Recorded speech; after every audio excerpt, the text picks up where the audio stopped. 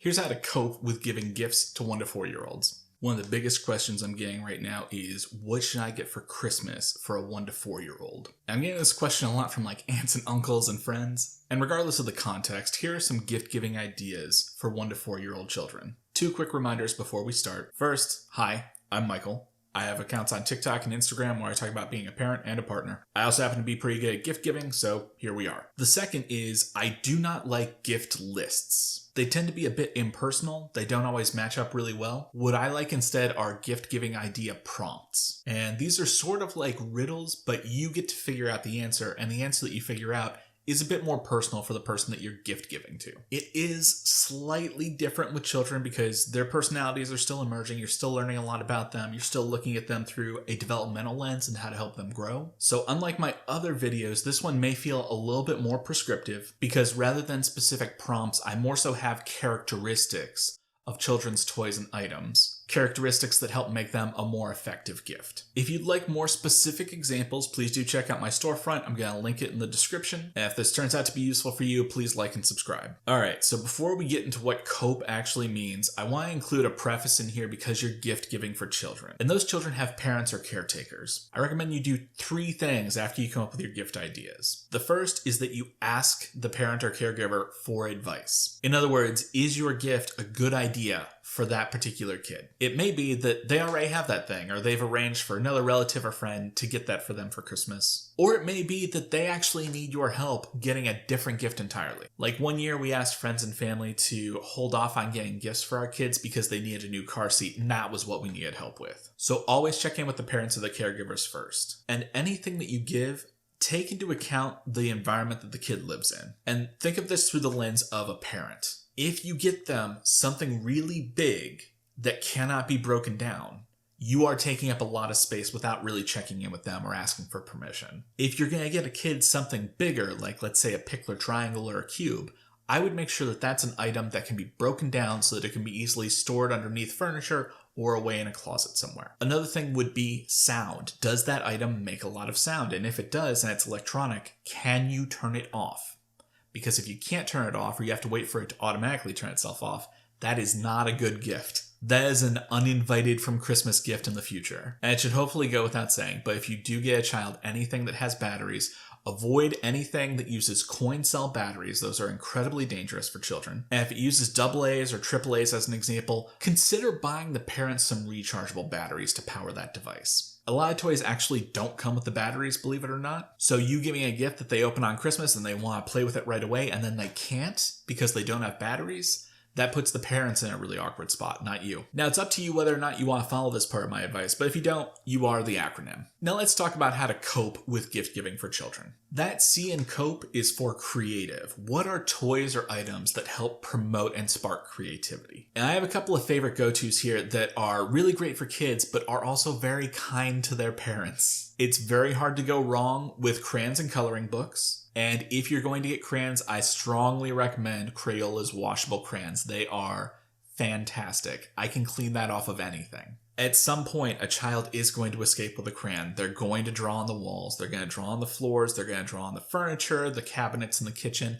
You want to make sure that whatever gift you're giving them is something that can be fixed if it breaks something else. So along those lines, one of the other really interesting creative gifts that I like is something called a water mat. And I want to be really clear here because it's going to look like a watercolor mat, and this is not about paints. This is not about watercolors. This is just called a water mat. It's set up in a way where you have water brushes or pens, and you draw on the surface and then the color appears. So it is water only. That means that they can play on the floor. Sometimes you can hang it on the wall and draw on the wall. And as the water touches the mat, that's when the color comes through. And then they just have to wait 10 to 15 minutes. The water dries. The mat's ready to be used again. They really feel magical to a kid. It's a great thing. The nice thing about the mat is, aside from the fact that it's no mess and there's no actual paint, so from a parent perspective, I don't have to spend a ton of time cleaning up. The other nice thing about a mat is it folds up and then we can just toss it somewhere. And I never have to worry about any special equipment running out because all the pens, all the brushes, it just uses water. We have plenty of water. So I really love the water drawing mat as a gift. It's also something that, like, if you're gifting to multiple kids or a household that has multiple kids,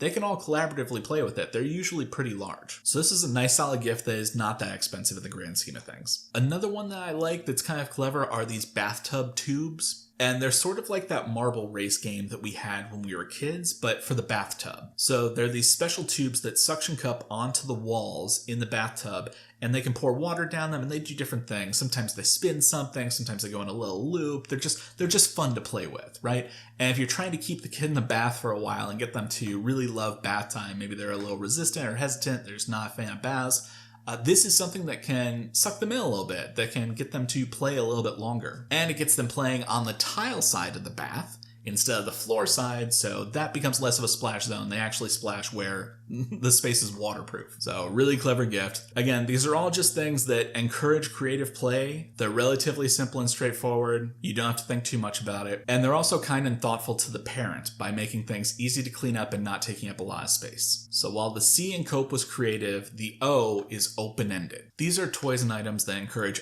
open-ended play. And I know some of you may be thinking, but you just said creative.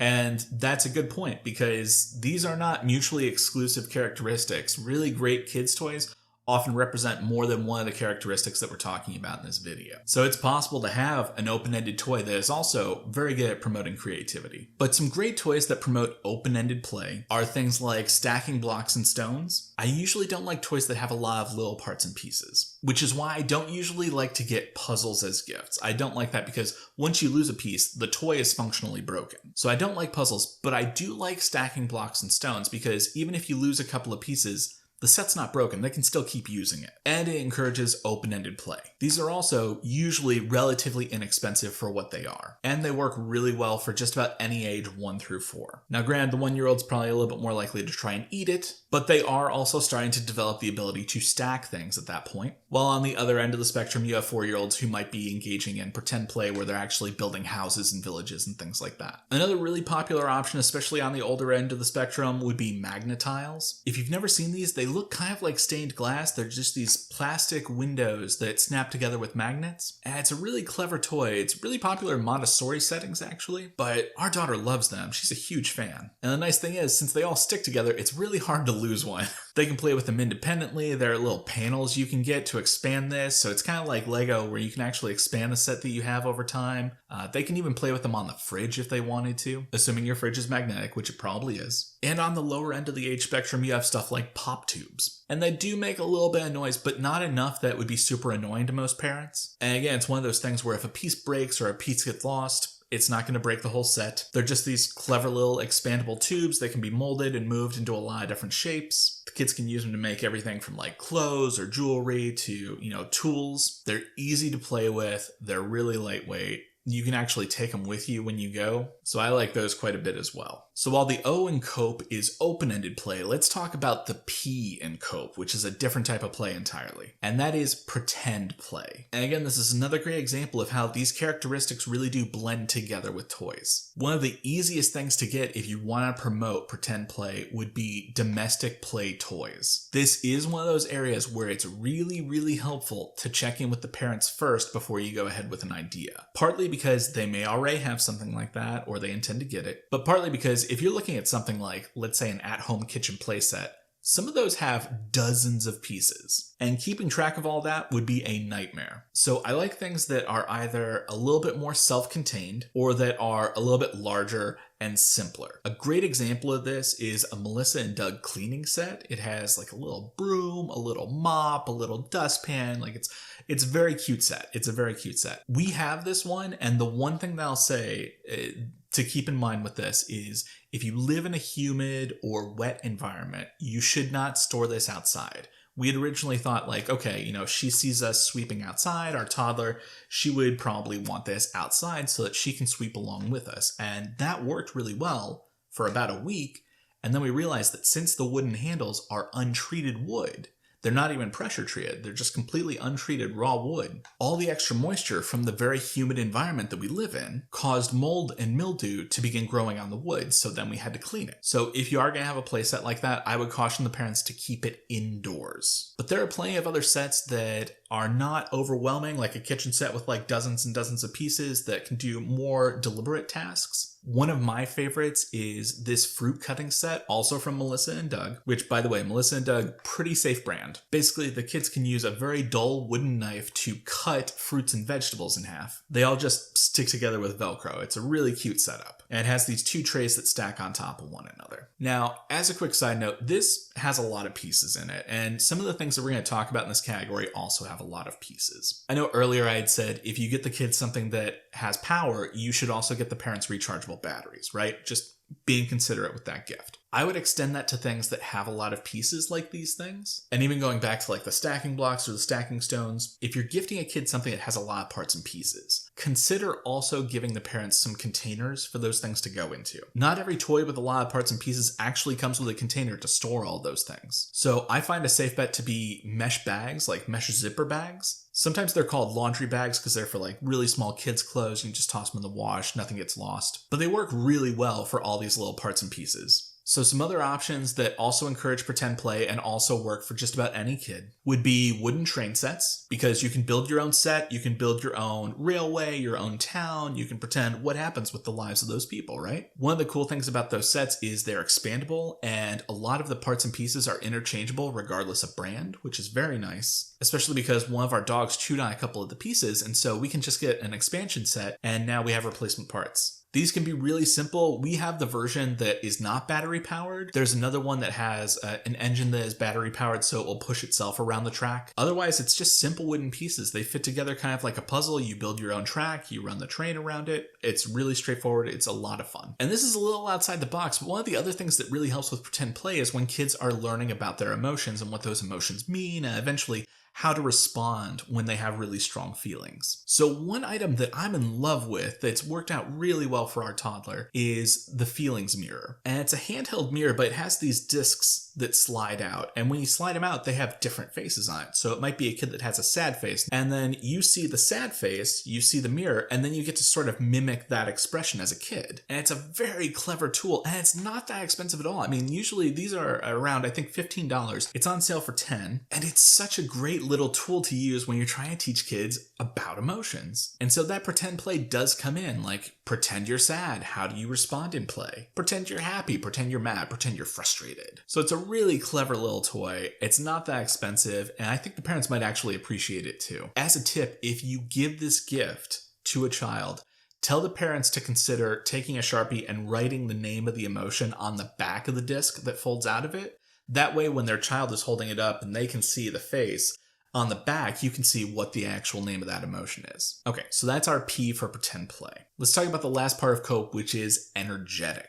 These are toys that mercifully help children burn off energy and steam, and the parents will likely appreciate that. My favorite go-tos here are a bit more on the Montessori side of the spectrum, but we really love having a pickler triangle and ramp in our house. Our toddler loves climbing all over it. Our infant is actually starting to cruise along it. And it's not just that it's for climbing. Sometimes we throw a blanket over the triangle and it becomes a little fort for our toddler. It's a great way to promote hand-eye coordination. It's a great way to help them build confidence as they climb up and down it. It's a really cool tool that multiple children can share in the same household. And most of them are collapsible, which means that they take up a lot of space while you're using them, but they can fold flat and then slide under a sofa. They can slide into a closet somewhere. You can put them up in the rafters, wherever you want to store it.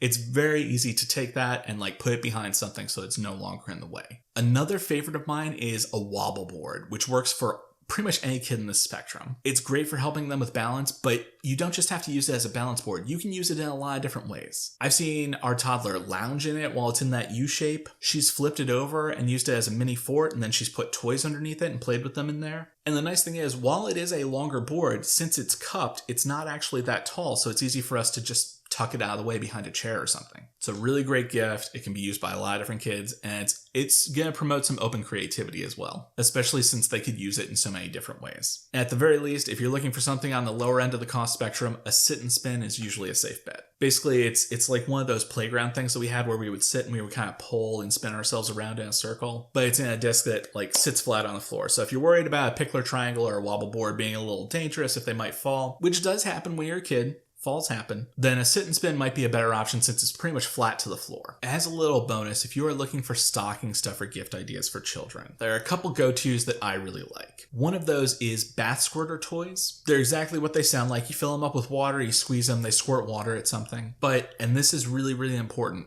only get the ones that can be dismantled and taken apart. There are a lot of bath squirter toys out there that are just one self-contained item, and the problem is they never fully dry out. So over the weeks and months that they're in use, mold will grow inside of them. And then the kids keep playing with them. Sometimes kids drink water out of them and then they get sick. Sometimes they spray it on themselves and they end up with a rash. But the ones that you can take apart, you just take apart after the bath, you let them dry out. Every once in a while, the parents can run them through the dishwasher, and that helps you avoid that issue. Again, washable crayons, really great stocking stuffer idea. You can just pair it with a coloring book. They really are very easy to clean. I love these as a gift. And you may not have heard of this last one, but a thing called Fubbles. And Fubbles is actually just blowing bubbles, but in a special container that is, I wouldn't say spill proof, because I've still managed to spill some stuff out of it.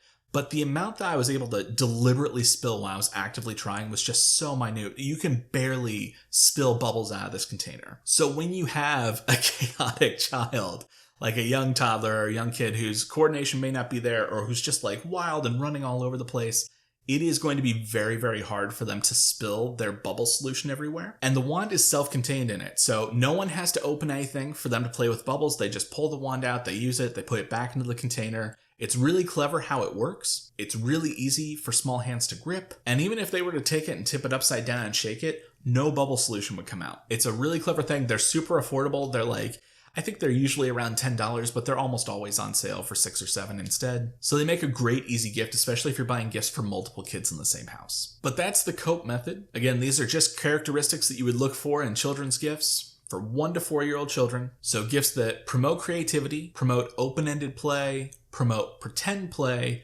or just help them burn off some energy and steam. If you'd like more specific examples, please do check the link that I've left in the description. If you like this video, please like it. If you want to learn more about this, please subscribe to my channel. And if you'd like me to do a video about a different topic, please just leave a comment. And in the meantime, best of luck.